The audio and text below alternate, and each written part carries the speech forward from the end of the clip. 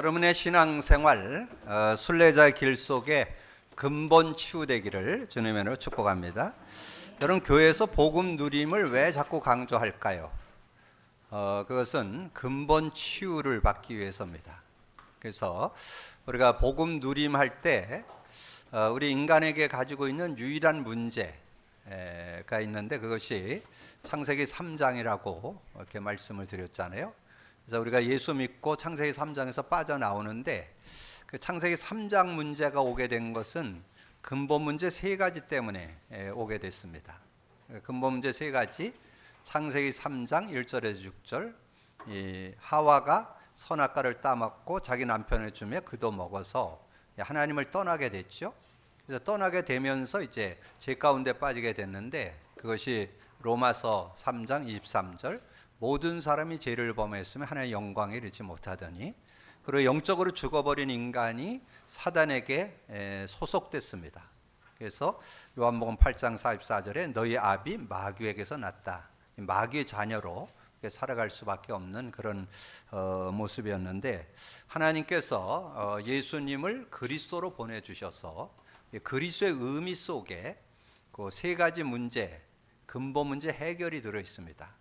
요한복음 14장 6절, 내가 곧 길이요 진리요 생명이니 나로 말미암지 않으면 아버지께 알 자가 없다. 하나님을 만났다, 그렇게. 근데 이제 하나님 만났다는 거는 누구나 다 잘 알아요. 예수 믿고 하나님 만났다는 다 아는데, 근데 그 만남을 지속해서 누리는 걸 지금 몰라요. 그거를 잘 알아야 돼요. 그래서 구약에서는 임마누엘로 설명을 했고, 신약에 와서는 보혜사 성령이 너희와 영원히 함께하고 너희 속에 계신다. 그래서 요한복음 14장 16, 17절을 좀 외우시라고 그랬죠. 내가 아버지께 구하겠으니 보혜사 성령을 줘서 너희와 영원히 함께할 것이고 그는 진리의 영이라.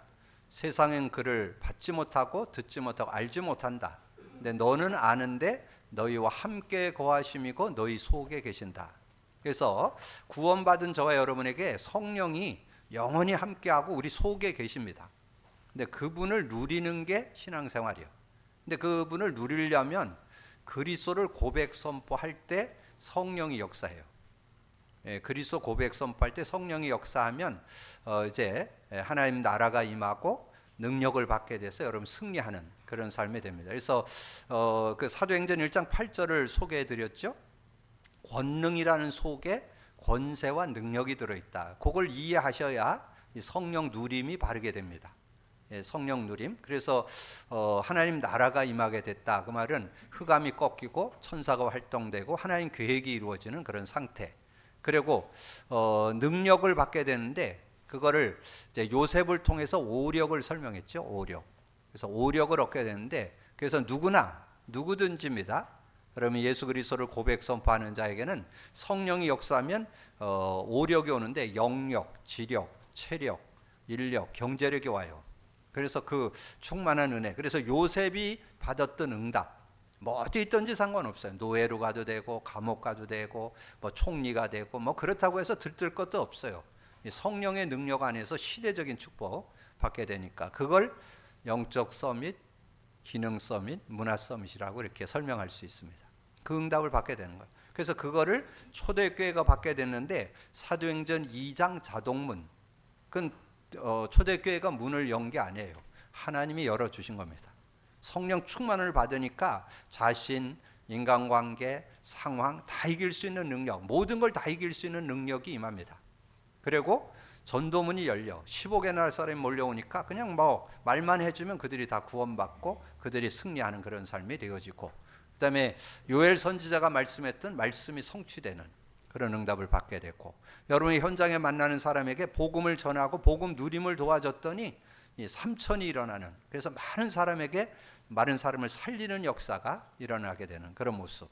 그리고 성전에 모이를 힘쓰고 집에서 떡을 떼면서 그 입에서 하나님을 찬미하고 모든 사람에게 칭송을 받으니까 주께서 구원받는 자를 날마다 더해 주시는 그런 축복을 받게 되는 그런 응답이, 그게 여러분 그 성령의 교제 속에 있어요. 근데 그 성령의 교제는 언제 오느냐? 그리스도를 고백 선포할 때 오게 된다는 거예요. 여러분 꼭 기억을 하시고, 그 다음에 로마서 8장 2절에 이는 그리스도 예수 안에 있는 생명의 성령의 법이 죄와 사망의 법에서 너를 해방했다 그랬잖아요.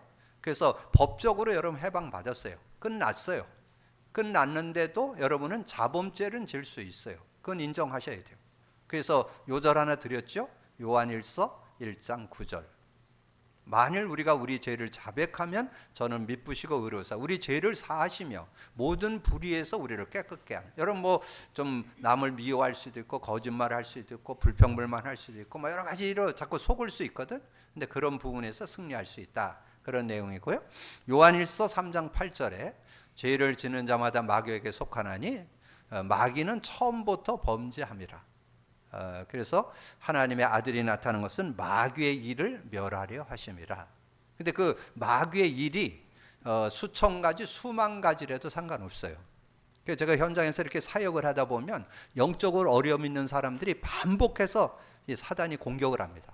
뭐 여러 가지 뭐 환청 환영이 보이기도 하고 그 음성을 들려주기도 하고 뭐 여러 가지를 하는데 그런 현상이 나올 때 그걸 이기는 길은 딴 길 없어요. 그리스도가 확실하게 믿어지면 끝나요. 이 미스터 사탄은 믿냐 안 믿냐를 자꾸 판단하는 거예요. 그래서 여러분이 어떤 문제가 왔을 때 기도해 놓고 안 믿어.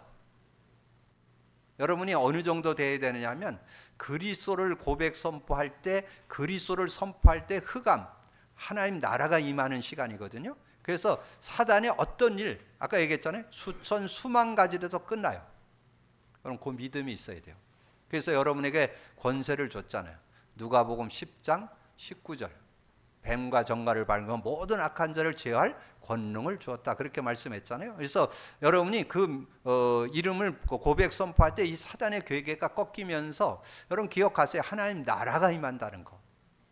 하나님 흑암은 꺾이고 하나님 나라. 그래서 그 믿음이 있어야 실제적인 그런 은혜를 여러분 누릴 수 있습니다. 그래서 여러분이 구원 받았어도 근본 문제 세 가지에 계속 걸려듭니다. 근데 그거를 인지하고 있는 분들이 거의 없어요. 지금까지는 제가 여러분이 창세기 3장으로 회개한다, 규소한다 그런 얘기 드렸는데 오늘은 더 원색적으로 근본 문제로 회개합니다. 근본 문제를 자꾸 규소해요. 그래서 그리스도 고백 선포가 필요한 거예요. 근데 여러분이 속지 말아야 될 것은 그리스도라는 뜻이 뭐예요? 기름 부음 받은 자, 삼저주 해결, 모든 문제 해결, 다 끝났어. 그래서 그분을 주인으로 모시면 돼. 하나도 틀린 말 없어요. 근데 주인으로 모신다고 그랬는데 실제 내 삶에 일어난 실제를 확인하셔야 돼요. 실제 내가 지금 하나님과 교제가 성령의 교제가 단절되고 있는 거 이게 확인돼야 되고 죄로 인해서 자꾸 눌리게 되고 억압받게 되고 자꾸 고통을 당하게 되는 걸 해소해야 되고 이 사단이 여러분을 자꾸 속여서 넘어뜨린다는 것을 계속 확인해야 돼요. 어제 확인하고 오늘 확인 안 되면 안 돼요. 어제도 확인됐고 오늘도 확인되고 내일도 확인되고 그래서 매 순간마다 24시 확인돼야 돼요. 그래서 24시 고백 선포해야 돼요. 24시 그리스도를 고백 선포하면서 살아야 여러분의 정체성이 회복됩니다. 그래서 여러분 정체성이 회복된다는 말씀 드렸죠. 인간 정체성은 어디에서 오느냐? 그리스도를 믿었다. 그거 정체성이 회복된다는 증거는 얻었어요. 회복될 것이라는 그러니까 상태는 바뀌었어. 사망에서 생명으로 옮겨졌어요. 상태는 바뀌었는데 누림은 그리스도 고백 선포가 계속돼야만 여러분 그 상태로 이렇게 회복이 되는 정체성이 회복되는 원래 인간의 축복을 회복하는 그 축복 속으로 들어갈 수 있다는 거. 그러면서 하나 더 좀 말씀드린다면 여러분 그리스도에 대한 의미는 이제 어느 정도 좀 인정이 되면서 근본 문제 해결을 하는 그런 확신을 갖게 되는데 하나 더 참고할 것이 있는데 여러분 성령의 의미입니다. 성령의 의미.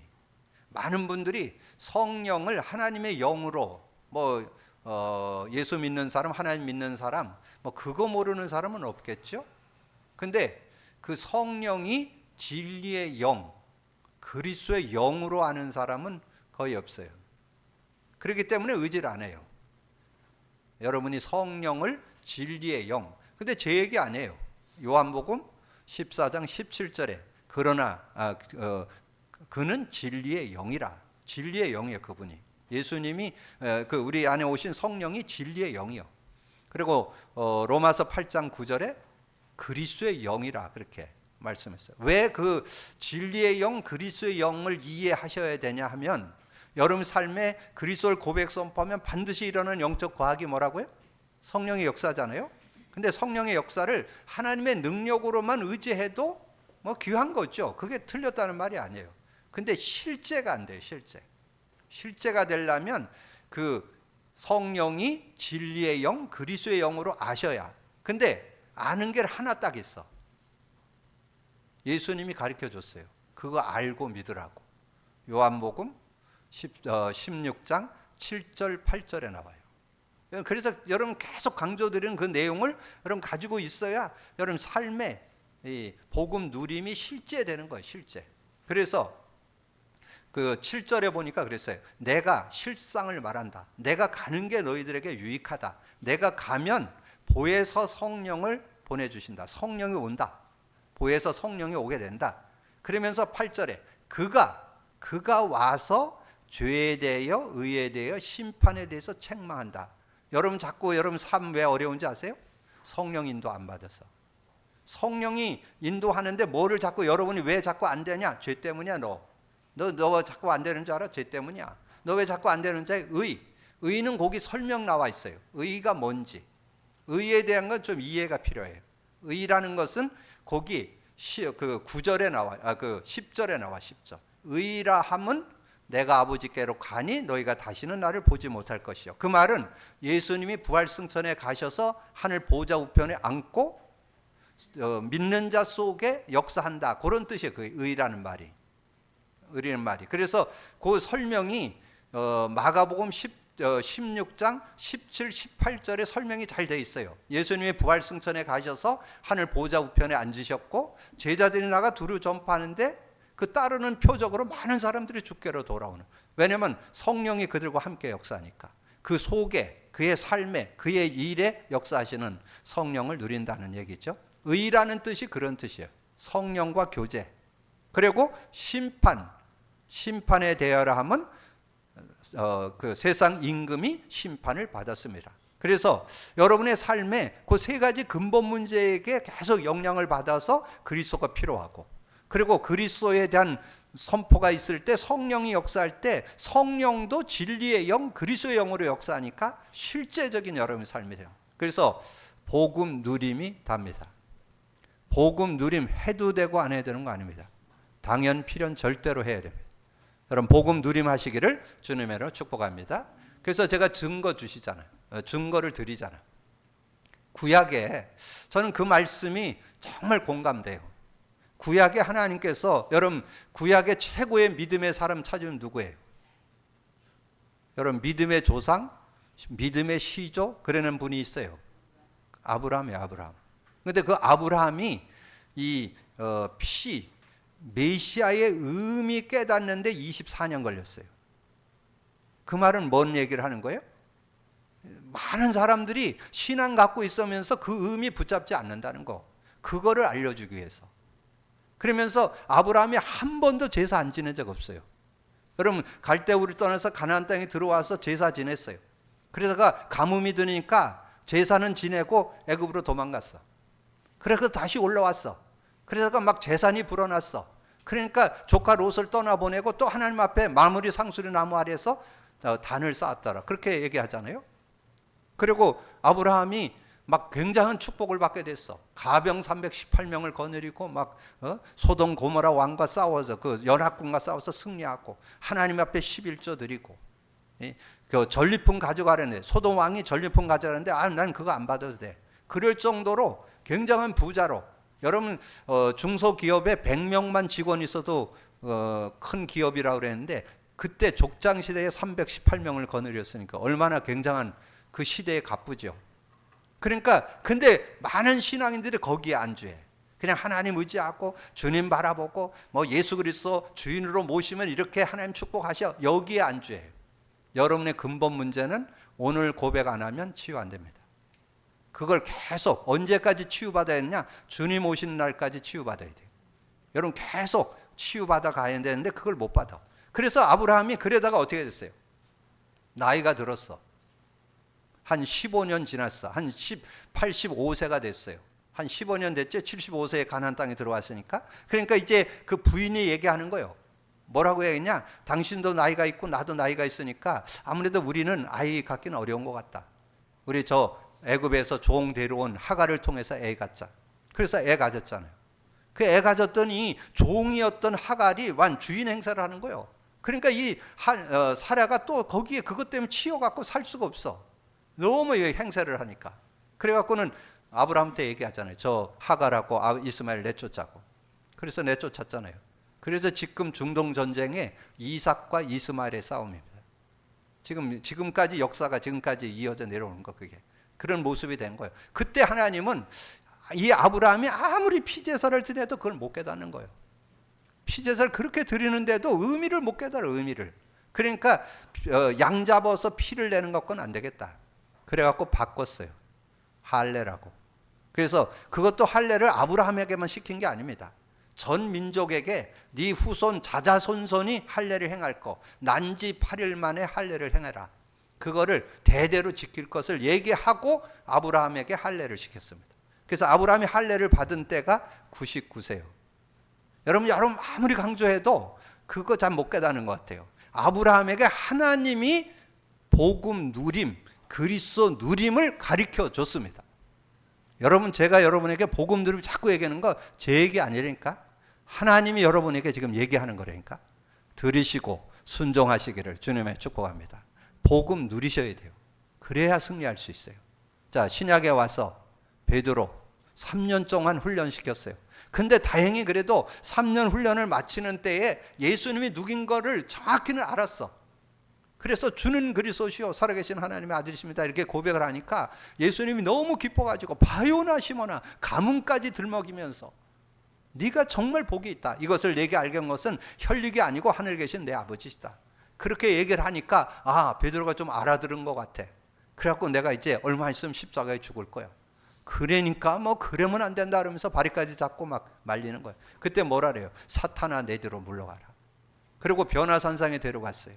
변화산상에 데려갔더니 거기에 또 산에 그냥 모세하고 엘리야가 나타나니까 여기 초막 셋을 짓고 내려가면 세금 낼 돈도 없는 사람이 그냥 허세만 떠는 거죠. 그때 거기에 하나의 음성이 들려요. 그 아들의 말을 내 아들의 말을 들어라. 그게 7절에 나와요. 그러면서 예수님은 그 모세와 그 엘리야는 사라지고 예수만 남았다. 그 말은 뭐냐면 예수 제대로 붙잡으라 그 말이잖아요. 그리고 산에서 내려왔더니 예수님 잡으러 왔어. 그때 혈기를 못 참아가지고 이 예수님 잡으러 오는 그 제사장의 종 귀를 칼로 자르잖아요. 그러니까 귀를 자르니까 예수님이 네가 칼로 해갖고 칼로 망한다. 그래갖고 그 귀를 다시 붙여주는 장면 나와요. 그리고 예수님이 종교법정에서 지금 그 어려움을 당하잖아요. 지금 십자가에 달리기 위해서 여러 가지 수모를 당하는 그런 모습인데 그것도 베드로가 거기 이제 안에 들어가서 불 쬐는데 옆에 가서 이렇게 불을 쬐고 있는데 군인들이 와갖고 총칼을 들으면 너도 저거 한 패지 이러면서 했다면 이제 조금 봐줄 수 있어. 옆에 지나가는 여자아이가 얘기했어요. 당신도 저 사람하고 같이 다닌 분이지. 그러니까 예수님을 부인해 버리는 거예요. 그것도 3번이나. 나중엔 저주하면서 부인했어요. 나는 저 사람과 전혀 상관이 없다. 그러면서 막 저주하면서 부인을 했는데 그때 꺾여하고 닭이 울었어요. 그 전에 예수님 얘기했어요. 네가 닭 울기 전에 3번 나를 부인할 거다. 그게 우리의 모습이에요. 근데 중요한 거는 여러분 그리스도 고백 선포 할 때 성령의 역사는 복음 누림 해도 되고 안 해도 되는 거 아닙니다. 당연 필연 절대로 하셔야 됩니다. 그래야 근본 문제 치유됩니다. 여러분 근본 문제 절대 치유 안 받아요. 거기서 빠져는 나왔어요. 근데 그 근본 문제의 영향은 계속 받습니다. 오늘 한 단어만 기억하세요. 근본 문제 치유받기를 주님으로 축복합니다. 그거 안 받으면 어떤 일이냐? 여러분이 10년, 20년, 50년 신앙생활 했는데 맨날 그 턱이야. 하나도 변한 게 없어. 어떻게 그렇게 하나도 안 변해? 바뀌어지질 않아. 맨날 그 모습 그대로야. 여러분의 모습 그대로 안 바뀌어요. 왜냐하면 치유가 안 됐으니까. 뭐가 치유되느냐? 근본이 치유돼야만 삶이 치유되고 여러분 생각과 판단이 치유되고 모든 선택이 치유되고 모든 일이 치유되고 사역이 치유, 모든 것이 인간 정체성이 바뀌어요. 근본이 치유 안 되면 절대 인간 안 바뀌어요. 여러분 주변에 인간 왜 안 바뀌는 줄 아세요? 인간 안 바뀌는 이유, 치유를 못 받아서. 절대 변화 없습니다. 아무리 메시지 많이 들어도 소용없어요. 치유를 받으셔야 돼요. 그래야 승리할 수 있어요. 그래서 예수님이 이 베드로와 중심에서 40일 동안 집중 훈련을 시킨 거예요. 그래서 집중 훈련이 중요해요. 그래서 여러분에게 예수님이 40일 했는데 여러분은 100일 정도는 하셔야 돼요. 최소한 3개월은 해야 되더라고요. 어떻게? 그것까지 제가 아주 실제적으로 얘기해 주잖아요. 삶을 변화시키는 데는요, 고백 선포 40-50회 해야 돼요. 여러분 내면에 가지고 있는 영적인 핸디캡 있고 여러 가지 자존감 낮은 거, 비고의식하는 거, 여러분 연약한 부분이 있어요. 누구나. 그거 해결받는 거는 100회 정도 하셔야 돼요. 그리고 여러분의 삶에 인간관계 넘어서려면 200-300회 하셔야 돼요. 인간관계가 제일 뛰어넘기 어려워요. 왜냐하면 그 사람 상대를 여러분 바꿀 수 없습니다. 여러분이 넘어서야 되는데 넘어설 수 있는 힘은 한 300개 해야만 그 힘이 생겨요. 그리고 여러분에게 영적으로, 정신적으로, 육신적으로 질병이 있다면 그 불치병들이나 질병들은 400-500회 하루 종일 하셔야 돼요. 잠들기 전에는 계속 고백 선포하시면 자유할 수 있습니다. 여러분 근본 문제 치유되기를 주님의 축복합니다. 여러분 정말 5년, 10년, 50년 여러분 신앙생활 했는데 하나도 바뀐 게 없다. 이래 더 이상해졌어. 여러분 그런 모습이 왜 됐을까요? 근본이 치유 안 돼서 그래요. 그래서 우리 모든 성도들은 근본을 치유받아서 모든 걸 치유받고 주 안에서 승리함이 있는 여러분이 되기를 주님의 이름으로 축복합니다. 자, 그러면 이제 지난주부터 중요한 메시지를 좀 정리하고 있는데, 지난주 그리스도 관점으로 성경이 보이다. 오늘 추가로 복음 누림 관점으로 성경이 보이다. 그래야 여러분 승리할 수 있어요. 그래서 오늘 메시지를 이 복음 누림 관점으로 오늘 메시지를 정리해 드릴 거예요. 그래서 오늘 메시지, 그래서 요즘에 우리 교회 메시지의 특징이 뭐예요? 본문 그대로를 적잖아요. 본문 그대로를 적어서 거기서 한 단어, 한 문장, 한 성구, 한 내용 속에 복음의 의미, 조금 더 구체적으로 얘기하면 복음 누림 관점으로 보이셔야 돼요. 그래서 그거를 오늘 볼 때 승리하게 되는데, 그런데 이제 먼저 우리가 복음 누림에 들어가기 전에 기도로 삶을 바꾸다. 자, 기도 속에 그러면 오늘은 거기에는 중요한 거 세 요절을 적어드렸는데 네 요절입니다. 네 요절을 여러분이 잘 정리를 하시면 여러분 실제적인 그런 축복을 받을 수 있어요. 그래서 기도로 삶을 바꾸려면 기도가 어떤 축복이 있고 능력이 있는지 알아야 되겠죠. 여러분 기도만 하면 모든 것을 바꿀 수 있어요. 그게 요한복음 14장 14절이에요.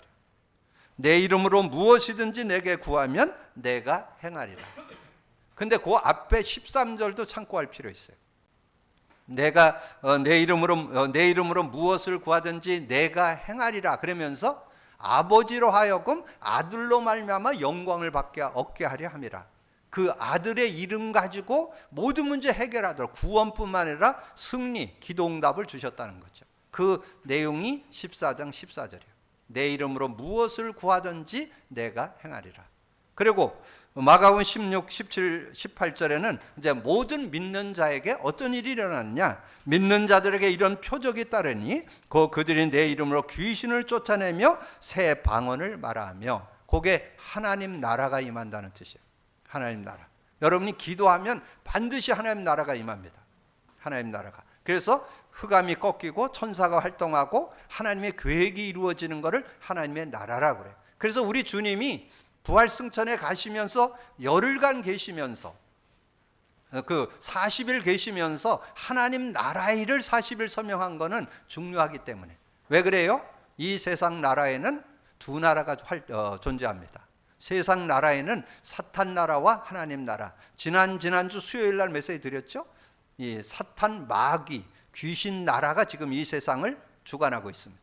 그래서 우리는 하나님 나라를 누리는, 그래서 우리가 신앙생활 한다면 세상 사람들이 갖지 못한 그 축복을 누릴 수 있어야 돼요. 그래서 하나님 나라가 임하게 되는데 그래서 뱀을 집어 올리고 무슨 독을 마실 때 해를 받지 않고 병든 사람에게 손을 얹은즉 나리라. 그래서 손을 얹는다는 말은 문자적으로 손을 얹는다는 뜻도 들어있고 그 손이 성령을 가리켜요. 그래서 그 밑에 19절 20절 아까 말씀드렸죠. 마가복음 16장 19절 20절 예수님은 부활승천해서 하늘 보좌 우편에 앉으셨어. 근데 제자리에 나가서 두루 전파하는데 주께서 저들과 함께 역사하사 그 따르는 표적으로 많은 사람들이 주께 돌아오다. 그 말은 주님이 영으로 성령으로 역사한다 그런 뜻이에요. 그래서 여러분이 예수 그리스도의 이름을 부를 때 성령이 역사하는 그 축복 속에 하나님 나라가 들어있고 그 다음에 성령이 역사할 때 능력이 나타나서 어떤 문제도 해결된다. 그게 요한복음 16장 24절이에요. 지금까지는 너희가 내 이름으로 아무것도 구하지 않았으나 구하라 그러면 받으리니 너희 기쁨이 충만해. 그 받는다는 말이 성령 받는다는 뜻이에요.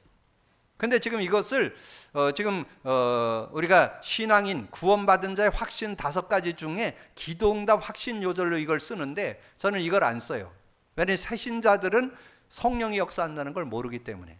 그래서 저는 구원의 확신 요절로 요한복음 14장 13, 14절을 주고 기도응답의 확신 요절로 요거는 조금 신앙생활이 되는 사람들 기도할 때 성령이 역사한다. 요거를 알려주는 내용으로. 그래서 여러분이 기억할 건 예수 그리스도 이름으로 기도하면 응답받고 예수 그리스도 이름을 부를 때 하나님 나라와 성령이 역사한다. 그걸 합해서 한 요절로 하면 사도행전 1장 8절 오직 성령이 너에게 임하면 너희가 권능 받고 그 권능 속에 하나님 나라와 성령의 역사가 들어있다는 것을 꼭 기억을 하시고 그리고 보너스 한 요절 이건 보너스요. 요한복음 15장 7절 여러분 거기에 중요한 의미가 담겨 있습니다. 너희가 내 안에 거하고 내 말이 너희 안에 거하면 무엇이든지 원하는 대로 구하라. 그리하면 이루리라. 여러분이 말씀 잡고 기도하면 무엇이든지 이루어지는데 근데 지금 대부분 복음 누리지 않고 말씀 잡는 거 틀린 건 아니에요. 하나님 말씀 잡는데 실제 능력은 잘 안 됩니다. 능력이 되기도 해요. 아주 안 되는 건 아니에요. 왜냐하면 세상 지식에 좋은 얘기, 좋은 글 잡아도 그것도 힘이 되는데 하나님의 말씀이 힘이 없고 능력이 없는 건 아니에요. 근데 실제 되려면 복음 누린 관점에서 말씀을 잡으셔야 돼요. 그래서 전에 제가 이 요한복음 15장 7절을 암송했는데 아무리 외워도 그게 실제가 잘 안 되는 거예요. 내가 말씀 잡고 말씀 내가 따라가려고 하는데 왜 힘이 안 되지? 왜 능력이 안 되지? 최근에 제가 확인했어요. 복음 누리니까 정말 한 단어, 한 문장, 한 성구, 한 내용, 말씀이면 끝나는구나. 요게 확인됐어요. 15장 7절. 그것이 복음 누림 속에. 그래서 오늘 확인해 보세요. 오늘 성경 말씀 데살로니가 후서 3장 1절에서 18절 내용을 가지고 제가 있는 그대로를 설명해 드리려고 합니다. 왜냐하면 여러분이 삶 속에 실제로 말씀을 잡고 누리는 것을 여러분 배워야 되잖아요. 그래야 승리할 수 있죠. 제가 얘기하는 건 제한적인 거고 여기에 말씀의 풍성한 은혜를 여러분이 누릴 수 있어야 되니까. 자, 그러면 말씀을 정리해 봅니다. 복음 누리는 자의 기도. 복음 누리는 자가 이제 기도를 하면 어떤 응답이 오느냐? 오늘 1절 2절이죠. 끝으로 형제들아 너희는 우리를 위하여 기도하기를 주의 말씀이 너희 가운데서와 같이 퍼져나가 영광스럽게 되고 하나님의 말씀이 퍼져나가기를. 근데 이제 우리 교회에 하나님께서 은혜 주셔서 저와 여러분이 나눈 이 복음, 그 복음 누림 아마 이것이 확산돼 나가는. 그래서 제가 이제 이 말씀을 이렇게 나누는 가운데 제가 말씀을 드리잖아요. 제가 수요일 날 메시지 하는 것이 지금 한 20군데 메시지가 그것이 나갑니다. 그래서 한 주 이렇게 한 50번 이렇게 접속에 들어오더라고요. 50여 번 접속에 들어오는데 실제는 그런 응답을 받게 됐고, 그리고 제가 이제 3월 달에 제주도에 이제 제가 가서 메시지 선교로 또 인도받게 됩니다. 그런데 중요한 거는 뭐 가서 메시지 하는 게 중요한 게 아니고 그 중에 메시지 목회자 중직자들을 깨워야 돼요. 이 메시지를 통해서 누굴 깨우냐? 가장 중요한 건 담임 목사를 깨워야 돼요. 그래야 그게 지속될 수 있어요. 그런 부분들. 그리고 이번 주 제가 화요 집회 갔더니 지난번에 제가 중국에 메시지 선교했잖아요. 그래서 신학생 한 30여 명 놓고 메시지를 선교를 했는데 이번에 갔더니 거기에 담당하는 교무가 그러더라고요. 앞으로는 지속해서 메시지 해주시면 좋겠다고. 그래서 앞으로 이제 중국 현장에 그 신학생도 없고 시간표가 되면 이제 들어갈 수 있는, 저는 뭐 들어갈 수 있는 것이 지금 막혀 있지 않기 때문에 언제든지 시간 되면 제가 들어갈 수 있습니다. 그래서 하나님께서 중요한 응답들을 우리 교회를 통해서 지금 메시지가 계속 확장돼 나가는 그런 응답들을 이렇게 받게 되는, 그래서 여러분 이런 내용들을 읽으면 여러분 그런 부분이 깨달아지는 그런 축복이 있죠. 그러면서 또한 우리를 부당하고 악한 사람들에게서 건지시옵소서. 이 악한 사람, 여러분 복음에 대한 부분을 좀 전하려고 그러면 그거 가지고 정죄하고 비판하는 사람들 많아요. 그런 부분에 실제 사람이 속이는 것도 있고, 이 악한 자라는 것은 악한 그런 존재가 또 복음 전하는 걸 제일 방해해요. 지난주 말씀드렸죠? 마귀의 전략 4가지 얘기해 드렸잖아요. 마귀가 어떻게 방해를 놓는다고? 교회 못 가도록. 많은 사람들이 교회 가도 별 볼 일 없다, 교회 가도 별 유익이 없다, 그래서 교회 못 가게 하는 거를 지금 해놔가지고 많은 분들이 교회를 떨어지는 분들이 많아요. 그리고 교회 가서는 예수 믿지 못하게, 그리고 예수는 어쩌다가 믿었어, 그리스도 모르도록. 여러분 주변에 제가 그냥 얘기 아니에요. 여러분 주변에 교회 다니는 분 보고 그리스도 물어보세요. 뜻 아는가? 그리스도의 의미 아는 사람 거의 없어요. 예수는 믿어. 그러니까 구원은 우리가 감히 논할 수가 없어요. 그건 하나님의 일이기 때문에 구원 받았다 못 받았다 우리는 그건 논하지 않아요. 그러나 그리스도 모르면 십중팔고 신앙생활 승리 어렵습니다. 자기 어떤 의의를 갖고 신앙생활 하는 거지 진정한 신앙생활 안 돼요. 4번째는 뭐예요? 그리스도 갖고 있으면서 누리진 않아요. 왜 누리지 않을까? 안 누려도 뭐 잘 사는데 뭐. 그냥 그리스도 잡고 그냥 뭐 다 끝났어. 그리스도 붙잡고 주인으로 살면 돼. 그러면서 사는데 잘 돼. 근데 아까 말씀드렸죠? 여러분 그 안에 비밀이 들어있어요. 근본은 치유 안 됩니다. 그리스도를 오늘 고백하고 있어야 치유돼요. 오늘 인정하셔야 돼요. 그래야 치유될 수 있어요. 이것을 이 사단이 방해한다. 악한 자가 방해하는 그런 모습이 되는 거죠. 그래서 악한 자에서 건지옵소서. 믿음은 모든 사람의 것이 아니에요. 많은 사람들이 믿습니다 그러지만 진정한 올바른 믿음에 대한 축복을 많이 간과하고 있어요. 우리는 정말 신앙생활 속에서 복음 누림 찾아냈고, 복음 누림을 왜 하느냐? 근본 치유다. 오늘 근본 치유라는 단어를 아마 최근에 요즘에 와서 이제 조금 얘기하는 중인데 이제 좀 깨달아지는 거예요. 근본 치유. 여러분 이번 주 아마 그게 원색적으로 좀 증거되지 않나 그렇게 봅니다. 그러면서 3절에 주는 미쁘사 너희를 굳건하게 하시고 악한 자에게서 건지신다. 그래서 거기에 악한 자 더 구체적으로 나오죠. 악한 자, 사단의 속임수. 사단이 이 세상 임금, 세상 신, 공중 권세를 잡고 우리 믿는 자들은 뭘로 속일까요? 가장 속이는 거 광명의 천사. 천사같이 좋은 거 주는 것 같으면서, 육신적인 거 주는 것 같으면서 영적인 걸 뺏어가는. 그래서 지금 많은 분들이 복음 갖고 있으면서 복음 누림 속으로 못 들어가도록, 실제 응답 못 받도록 그렇게 방해한다는 걸 여러분이 기억하시면 되겠고, 그러면서 너희에 대해는 우리가 명한 것을 너희가 행하고 또 행할 줄을 우리가 주 안에서 확신하노라. 너희에 대해 우리가 명한 것을 너희가 행하고 또 행할 줄을 우리가 확신한다. 우리에게 명한 게 뭐예요? 복음 누림. 여러분 복음 누림 완전 개인화, 생활화, 체질화되어 있어야 돼요. 그래서 아까 서두에 말씀드린 대로 여러분 삶에 누리려면 40-50번 하셔야 돼요. 여러분 내면에 크고 작은 어떤 핸디캡 누구나 다 가지고 있어요. 자라난 배경으로 인해서 어떤 여러분이 연약함으로 인해서 그러니까 상처들이 있다니까 그 상처 치유받으려면 100회는 하셔야 돼요. 내가 없어지고 예수님이 주인, 그리스도가 주인 되는. 그리고 인간관계는 한 300번 해야 돼요.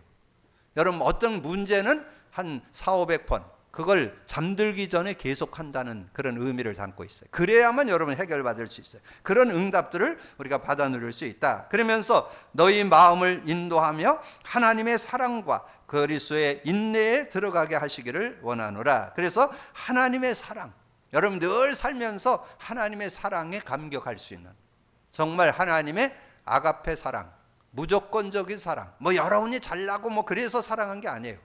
하나님께서 우리를 사랑해서 독생자 예수 그리스도를 주어서 우리가 그 은혜 속으로 들어가겠다. 그래서 저는 여기에 두 요절, 로마서 5장 8절, 우리가 아직 죄인 되었을 때 그리스도께서 우리를 위하여 십자가에 죽으심을 하나님께서 우리에 대한 자기의 사랑을 확증했다. 그러면서 한 요절 요한일서 여러분 말씀드렸죠? 4장 9절. 요한일서 4장 9절에 보면 하나님께서 우리를 사랑해서 그 예수 그리스도를 보내주셨음을 우리에게 말씀해 주죠. 그래서 실제적인 그런 은혜를 여러분이 누리셔야 된다. 요한일서 4장 9절에 하나님의 사랑이 우리에게 이렇게 나타나신 바 되었으니 하나님이 자기의 독생자를 세상에 보내심은 그로 말미암아 우리를 살리려 하심이라.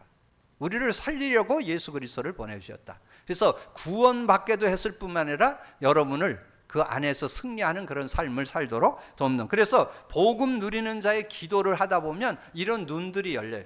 그냥 메시지가 그냥 지식으로만 들리는 게 아니라 그 말씀이 복음 관점, 복음 누린 관점으로 보여주면서 한 단어, 한 문장, 한 성구가 능력이 되는 그 축복 속으로 들어가기를 주님의 이름으로 축복합니다. 자, 기도 속에서 분별과 판단이 나와요. 데살로니가서 3장 6절 8절에 보니까 그렇게 말해요. 형제들아, 우리 주 예수 그리스도의 이름으로 너희를 명하노니 게으르게 행하고 우리에게서 받은 전통대로 행하지 않은 모든 형제들에게서 떠나라. 그렇게 말씀하면서 그 7절에 이를 어떻게 우리를 본받아야 할지를 너희가 스스로 안 하니 우리가 너희에게 너희 가운데서 무질서하게 행하지 아니하며 누구에게든지 음식을 값없이 먹지 아니하고 오직 수고하고 애써서 주야로 일함으로 너희 아무에게도 피를 끼치지 아니하리라. 그렇게 말씀하죠. 그래서 게으름으로 사는 게 아니라 뭔가 자기 것을 할 줄 아는 그런 모습으로 산다는 것을 말씀해 주는 거죠. 그래서 여러분 그 앞에 데살로니가 후서 2장 15절에 보면 그런 말씀이 있죠. 2장 15절에 그러므로 형제들아 굳건하게 서서 말로나 우리의 편지로 가르침을 받은 전통을 지키라. 우리가 게으르지 말고 우리가 듣고 나는 말씀을 우리가 실천하고 복음 누림을 실천해서 그 응답과 그 축복 속으로 들어가는 그런 모습이 되어야 된다. 그러면서 고린도 후서 11장 1절 내가 그리스도를 본받는 자가 된 것 같이 너희는 나를 본받는 자가 되라. 이게 사도 바울은 자신이 복음을 가지고 이렇게 누리면서 그 삶을 살았던 것을 자신 있게 얘기합니다. 저도 얘기합니다. 저도 저의 인격을 따라오라는 게 아니고 제가 하고 있는 복음 누림 여러분도 하시기를 주님으로 부탁합니다. 그럼 복음 누림 하셔야만 근본 치유됩니다. 복음 누림 하셔야만 성경적 정체성 회복받을 수 있습니다. 그럼 그 믿음 안에 승리하는 여러분 되기를 주님으로 축복합니다. 우리에게 권리가 없는 것이 아니요 오직 스스로 너희에게 본을 보여 우리를 본받게 하려 함이라. 그러니까 사도 바울은 그런 권리가 있죠. 자기가 일하고 뭐 그런 어떤 것을 이렇게 도움을 받고 뭐 이렇게 하는 것은 틀린 거 아니에요. 그러나 그거를 내세우지 않겠다는 거예요. 왜냐하면 내가 그걸 가지고 뭐 권리를 행사하는 게 아니라 내가 할 일을 하고 응답을 받는 그런 모습. 그래서 사도행전 20장 35절에 보니까 그렇게 말씀했어요. 범사에 여러분에게 본을 보여준 바와 같이 수고하여 악한 사람들을 돕고 또 주 예수께서 친히 말씀하신 바 주는 것이 받는 것보다 복이 있다 하심을 기억하여야 할지니라. 사도 바울은 어떤 그런 중심, 자기가 그런 어떤 일을 하고 이런 것들을 행거해서 뭐 대가를 받고 이런 것보다는 본으로 자신의 삶의 일에서 함께 사역을 한. 그래서 사도 바울의 그때 사역은 자비량 사역을 했습니다. 자기가 같이 일을 같이 하면서 돈도 같이 벌고 같이 선교도 같이 협력해서 사역을 하는. 그래서 그 밑에 3장 데살로니가 3장 10절 12절에 보면 그렇게 말씀하죠. 우리가 너희와 함께 있을 때에 데살로니가서 3장 9절에 우리가 권리가 없는 것이 아니요 오직 스스로 너희에게 본을 보여 우리를 본받게 하려 함이라. 그러면서 10절 12절 우리가 너희와 함께 있을 때 너희가 명하기를 누구든지 일하기를 시작하든 먹지도 말라 하였더니 12절에 11절 우리가 들은 주 너희 가운데 게으르게 행하여 도무지 일하지 아니하고 일을 만들기만 하는 자들에게 있다 하니 이런 자들에게서 우리가 명하고 주 예수 그리스도 안에서 권하기를 조용히 일하라 자기 양식을 먹으라 하니. 그래서 사도 바울은 자신의 사역을 하면서 충분히 그렇게 도움을 받고 살아야 되지만 그러지 않고 함께, 그때 당시에는 자비량 선교사가 실제 사역을 했던, 그래서 이 사도 바울 사역 때는 자비량으로 자기가 일하면서 사역을 하는 그런 시대였기 때문에 그런 응답. 그래서 여러분이 잘 아는 그 사도행전 18장 1절에 4절에 보면 그런 말씀이 나와요. 이 사도 바울이 이 브리스길라 부부를 만났을 때 그들이 하고 있는 일을 같이 하면서 이 사역을 해 나갔던 걸. 그래서 바울이 3절 4절 2절 3절 바울이 그들에게 가매 생업이 같으므로 함께 살며 일을 하니 그 생업은 천막을 만드는 것이더라. 이렇게 천막 짜는 업을 이 바울이 같이 도우면서 귀한 사역을 이뤄갔던 그런 모습을 보게 됩니다. 그래서 우리가 기도 속에 우리의 삶을 사는데 그리스도인으로 어떻게 삶을 살아갈 것인가. 많은 사람들은 그냥 뭐 대충 뭐 어떻게 해갖고 그냥 때우기 식으로 뭐 이렇게 하는 사람들이 많은데 우리는 그 속에서 정말 복음 가진 자로서 신실하고 믿음직스러운, 그게 어디 나와요? 성령의 열매. 갈라디아서 5장 22절 23절 성령의 열매 중에 자신의 열매가 뭐예요? 충성, 온유, 절제. 충성이라는 것은 믿음직스럽고 모든 사람이 봐도 신뢰할 만한 그런 모습이었다, 이렇게 말씀해요. 그때 기도 속에서 삶이 나오는데 3장 13절에 형제들아 너희는 선을 행하다가 낙심치 말라. 여러분, 선을 행하다가 낙심치 말라. 여러분, 뭔가 세상에서 선을 행하고 살면 이용당할 것 같고 뭔가 여러분이 좀 올무에 걸려들 것 같은 그런 모습이잖아요. 그러나 결국은 선이 이깁니다. 그게 예배소서 5장 8절 9절이에요. 예배소 5장 8절 너희가 전에는 어둠이더니 이제는 주 안에서 빛이라. 빛의 자녀들처럼 행하라. 빛의 열매는 모든 착함과 의로움과 진실함에 있느니라. 착함, 의로움, 진실함에 있다. 착하고 진실하면 손해볼 것 같죠? 안 될 것 같죠? 왜냐하면 뭐 거짓이 난무하는 세상에 우리가 살고 있으니까. 그러나 여러분의 착함이, 의로움이, 진실함이 통하는 날이 올 겁니다. 그런 믿음 안에서 정말 그리스도인으로서 당당하고 또 빛의 삶을 살기를 주님의 축복합니다. 그러면서 14절 15절 누가 이 편지에 관한 편지에 한 우리 말을 순종치 아니하거든 그 사람을 지목하여 사귀지 말고 그로 하여금 부끄럽게 하라. 그러나 원수같이 생각하지 말고 형제같이 권면해라. 그래서 여러분이 제가 이렇게 복음 누림을 얘기하고 주변에 이렇게 가르쳐주는, 저는 목회자들하고 많이 만나잖아요. 지속하는 사람을 만나기는 거의 어려워요. 지금 몇 분만 저하고 이렇게 소통이 되지, 제가 거의 7년이잖아요. 7년 동안 제가 얼마나 많은 목회자를 만났겠어요. 근데 자기 가지고 있는 기준, 생각, 자기 것 가지고 하지 복음들이 많아요. 근데 이 복음들이면 해도 되고 안 해도 되는 게 아니에요. 누구나 해야 돼요. 근본 치유기 때문에. 근본 문제 해결. 근본이 해결돼야 모든 축복 누릴 수 있습니다. 오늘 꼭 여러분이 실천하셔야, 아직 좀 생활화 못 시킨 분들은 생활화 시키는 여러분 되기를 주님의 이름으로 축복합니다. 그때 하나님께서 오늘 16절의 응답이 와요. 평강의 주께서 친히 때마다 일마다 너희에게 평강을 주시고 주께서 너희 모든 사랑과 함께 하시기를 원하노라. 여러분, 예수 믿을 때 평안이 왔습니다. 요한복음 14장 27절 평안을 끼치노니 내가 주는 평안은 세상이 주는 것과 다르다. 너는 마음에 근심도 말고 두려워하지도 말라. 근데 여러분, 평안이 누려지려면 어떻게 되느냐? 여러분, 기도하셔서 하나님 나라를 누리셔야 돼요. 그래서 로마서 14장 17절 하나님 나라는 먹는 거 입는 거에 있지 않고 의와 평안과 희락이라. 하나님 나라가 언제 임한다고요? 기도할 때. 성령의 역사가 언제 일어난다고요? 기도할 때. 오늘 기도할 때 하나님 나라가 임하고 성령이 역사하기 때문에 삶을 바꿀 수 있어요. 삶의 변화를 누릴 수 있어요. 삶의 증거를 누릴 수 있어요. 여러분 속에 정말 그 응답과 그 증거 있기를 주님의 이름으로 축복합니다. 기도합니다. 주님 감사합니다. 오늘도 귀한 날 주시고 또 귀한 말씀 나눌 수 있도록 은혜 주신 거 감사합니다. 우리가 매주 듣고 나눈 말씀이 복음 눈, 복음 누림 관점으로 보여져서 한 단어, 한 문장, 한 성구, 한 내용이 능력이 되는 것을 누려서 나의 한계, 수준, 연약을 뛰어넘는 말씀의 능력 속에 살아가는 우리 모두가 되게 하여 주옵소서. 우리가 정말 복음 누림을 강조하고 있는데 복음 누림 안 하면 아버지는 변화는 없습니다. 치유는 없습니다. 아버지는 우리가 5년, 10년, 50년 신앙생활 했는데 맨날 그 턱이면 되겠습니까?